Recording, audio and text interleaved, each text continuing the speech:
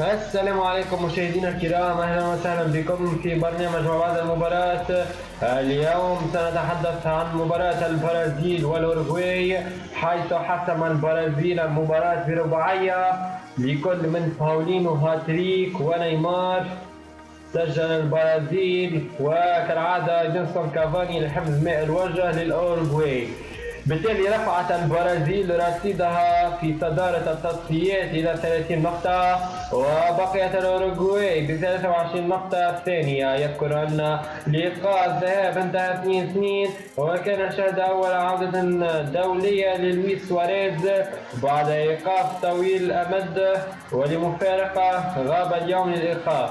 بهذا الانتصار يمكن القول أن البرازيل بدأت جديا بالتفكير برحلتها إلى روسيا صيف 2018 بعد تقدمها ب7 نقاط على أبرز منافسيها على الصدارة أي منتخب الأوروغواي، و10 نقاط كاملة عن صاحب المركز الخامس الإكوادور ب20 نقطة.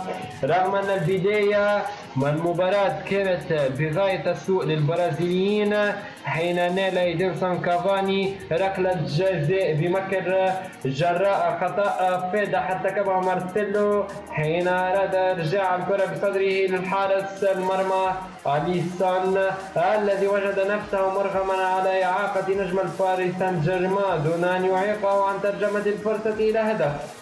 ولم تهنأ الأوروغواي بالتقدم سرعان مع عدل باولينو الأرقام بتسديدة قوية من خارج المنطقة دون أي رقابة تذكر، إذ أن صاحب تمريرة الحسم في التعديل نيمار استحوذ على اهتمام معظم اللاعبي الأوروغواي ليستفيد نجم غوانغزو إيفرجراند الصيني.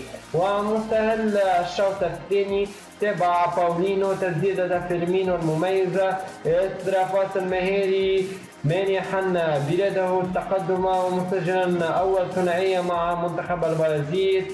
ومع تقدم لاعبي الأوروغواي بحثا عن تعديل وجد نيمار مساحة فتلاعب بمدافعيه وانفرد مرسلا كرة ساقطة فوق الحارس مارتين سيلفا مسجلا أجمل هدف رسما لوحة اللقاء.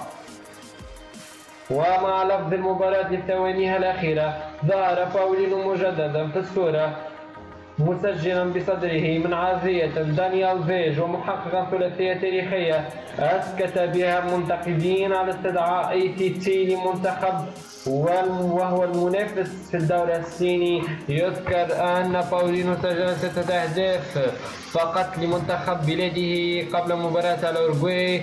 وفي الجولة 14 تستضيف البرازيل منتخب الباراغواي المشاكس، فيما تحل الأوروغواي ضيفة على البيرو في ليما. شكرا على المشاهدة، لا تنسوا اللايك والسبسكرايب والشير، وشكرا.